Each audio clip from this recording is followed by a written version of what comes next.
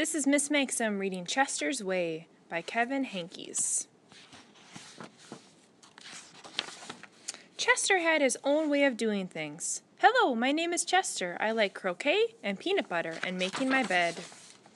He always cut his sandwiches diagonally. He always got out of bed on the same side, and he never left the house without double knotting his shoes. Chester always had the same thing for breakfast, toast with jam and peanut butter. He always carried a miniature first aid kit in his back pocket, just in case. You definitely have a mind of your own, said Chester's mother. That's one way to put it, said Chester's father. Chester's best friend was Wilson. Was exactly the same way. That's why they were best friends. Chester wouldn't play baseball unless Wilson played, and they never swung at the first pitch, or slid head first. Wilson wouldn't ride his bike unless Chester wanted to, and they always used hand signals.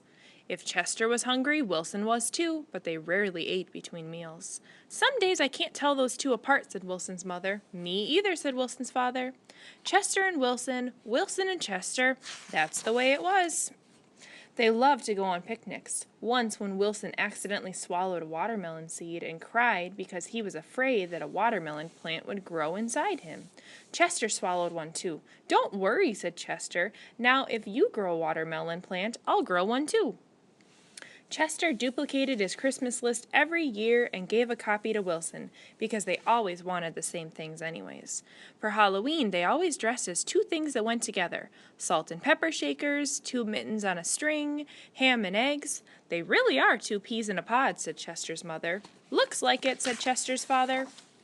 In spring, Chester and Wilson shared the same umbrella. In the winter, they never threw snowballs at each other. In fall, they raked leaves together. And in the summer, they reminded each other to wear sunscreen so they wouldn't burn. Chester and Wilson, Wilson and Chester, that's the way it was. And then Lily moved into the neighborhood. Lily had her own way of doing things. I am Lily, I am the queen, I like everything. She wore Band-Aids all over her arms and legs to look brave. She talked backwards to herself sometimes, so no one would know what she was saying. And she never left the house without one of her nifty disguises. Lily waved at all the cars that passed by, even if she didn't know who that was in them. And she always carried a loaded squirt gun in her back pocket, just in case. She definitely has a mind of her own, said Chester. That's one way to put it, said Wilson. When Lily asked Wilson and Chester to play, they said they were busy. When she called them on the phone, they disguised their voices and said they weren't home. If Lily was walking on one side of the street, Chester and Wilson crossed to the other and hid. She's something else, said Chester. Looks like it, said Wilson.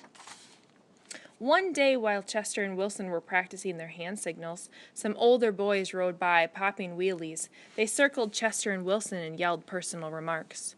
Chester and Wilson didn't know what to do. Just when they were about to give up hope, a fierce-looking cat with horrible fangs jumped out of the bushes and frightened the older boys away.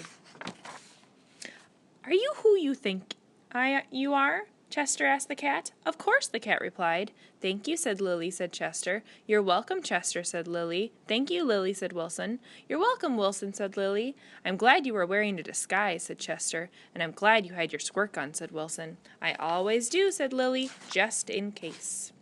Afterward, Chester invited Lily over for lunch. You have a Mickey Mouse or a Muscle Mouse cup? Said Lily. Of course, said Chester. I do too, said Lily. Same here, said Wilson. Chester and Wilson cut their sandwiches diagonally. Lily asked for Chester's mother if she had cookie cutters, and she made stars and flowers and bells. That's neat, said Chester. Wow, said Wilson. That night, Lily invited Chester and Wilson to sleep over. You have a nightlight, said Chester. Of course, said Lily. I do too, said Chester. Same here, said Wilson. Chester and Wilson wanted toast with jam and peanut butter for breakfast the next morning. Boring, said Lily. Try this instead. This is good, said Chester. Wow, said Wilson. After that, when Lily asked Chester and Wilson to play, they said yes. When she called them on the phone, they had pleasant conversations. And if Lily was walking on one side of the street, Chester and Wilson waved and ran to catch up with her. Chester and Wilson taught Lily hand signals, and she taught them how to pop wheelies. Lily taught Chester and Wilson how to talk backwards, and they taught her how to double knot her shoes.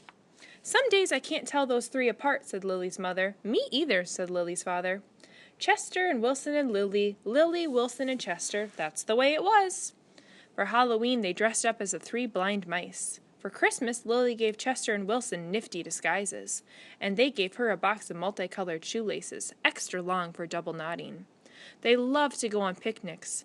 When Chester and Wilson told Lily about how they each had swallowed a watermelon seed once, Lily swallowed 3 of them. "I'll grow a watermelon plant for each of us," she said. In spring, Chester and Wilson and Lily shared the same umbrella. In the winter, they never threw snowballs at each other. In fall, they raked leaves together. And in the summer, they reminded each other to wear sunscreen, so they wouldn't burn. Chester and Wilson and Lily, Lily, Wilson, and Chester, that's the way it was. And then Victor moved into the neighborhood.